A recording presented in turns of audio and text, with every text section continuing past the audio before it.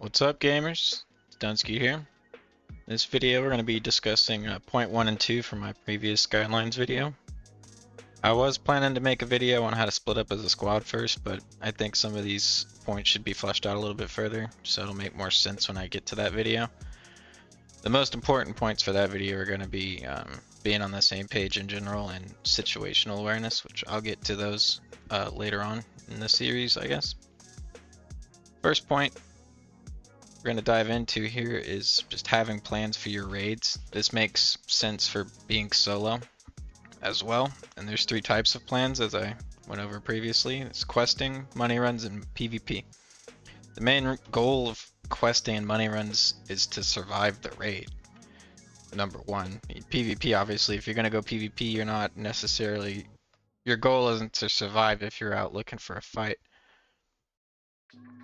I'm going to use customs as an example for this in terms of making plans.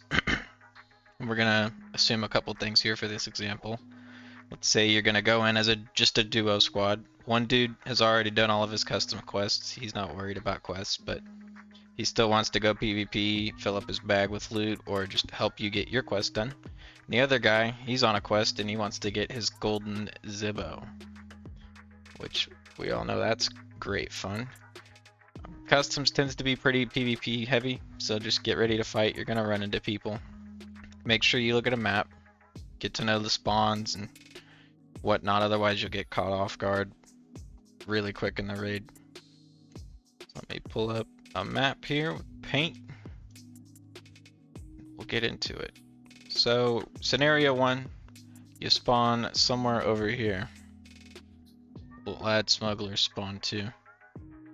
You spawn over here, you probably don't want to go and try to get your golden Zibbo done, right? I mean, it's not a great idea because you gotta run all the way to dorms and then you gotta run all the way back. That's not gonna work very well for you. Or you could try to grab the quest and then you make your way out and then come back and hope you spawn back over here, but it's a roll of the dice. Not a fan of that. So if you go in there with the plan to try to do the quest and you get that spawn, you should probably pick a different plan. So you should probably just make it into a money run or a PvP run. Those are the only other two real options you could try to fight other spawns. Say you spawn here, there's probably somebody who spawned here or inside Big Red or out front. You can try to fight them, clear the area out, loot all of this stuff, loot inside a Big Red. There's a couple of cabins you can search right there. Those are all good.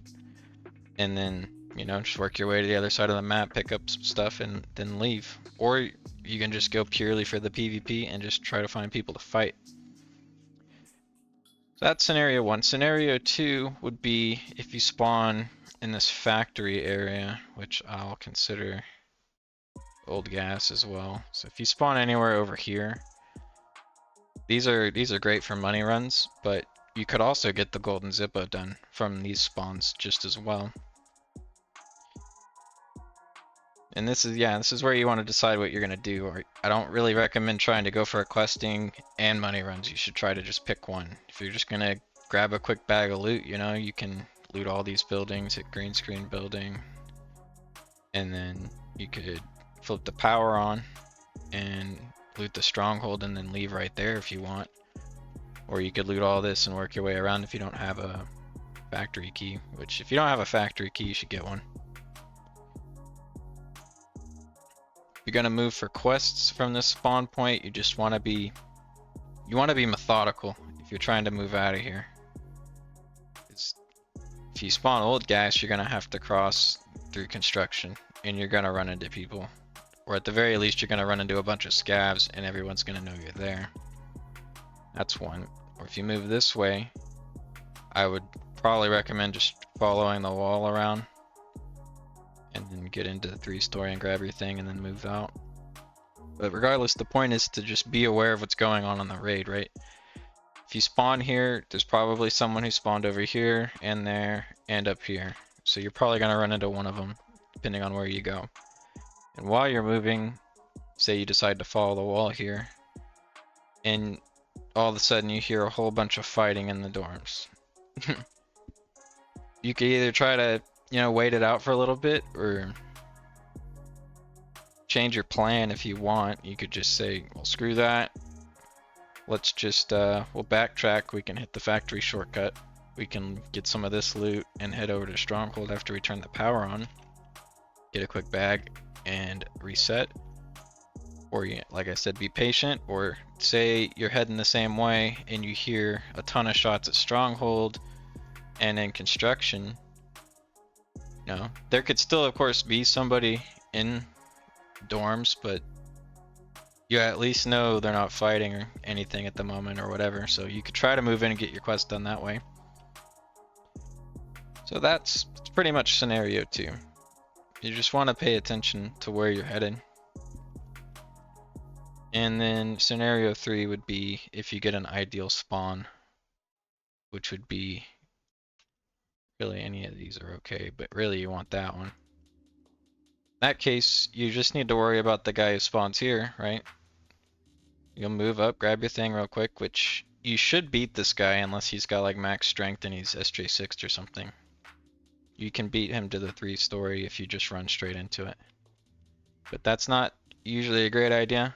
But if you're in a squad, of course, you can have somebody push up to the hill that's right here and kind of watch out for them while you move in.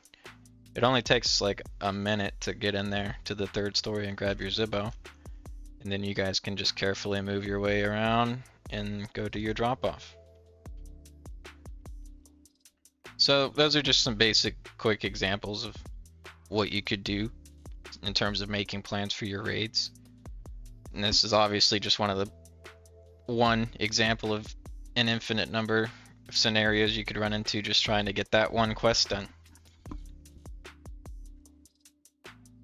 You can apply this process to any quest or any set of plans to any map. You just want to take a look at the map, make sure you understand the spawns where you're at, and then understand what you're trying to get done and where you're going, of course. So yeah, that's what I've got for point 1 about making plans. And the next point is establishing a leader.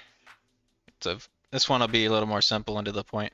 As I mentioned in the last video, you'll want to choose the person with the most experience or confidence in the game in general. And you can, of course, pass the leadership role to someone else from raid to raid if you want. I would probably just stick with one person though, because they'll get better at leading and you'll get better at following. The goal, of course, is to just have one person calling the plays for that particular raid. The leader should take into account everybody's goals for the raid and then make a call for the plans that we just discussed based on where you spawn. Let's say, for instance, you spot a couple of PMCs out in the open. You don't have to engage them. You should probably wait for the leader to make a call or to start shooting at them, which is a call in itself. Or say you kill somebody and you want to go get their loot. Squad lead might say, hey, can you hold this hill? Look out for me while I go loot this guy.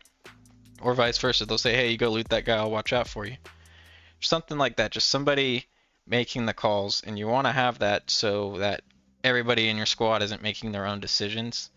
Not that that's the worst thing ever.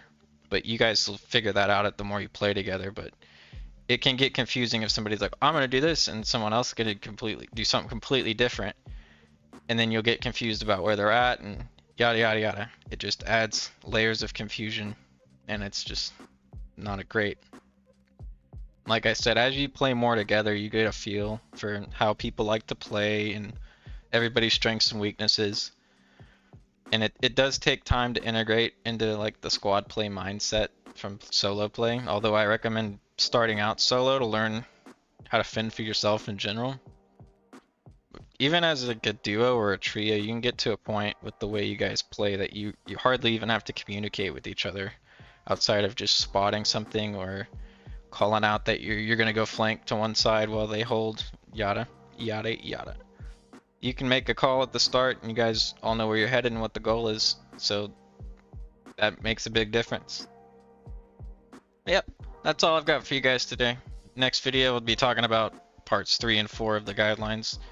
And those are making sure the squad's on the same page and when to take fights or leave them. Thanks for checking it out. Have a good one.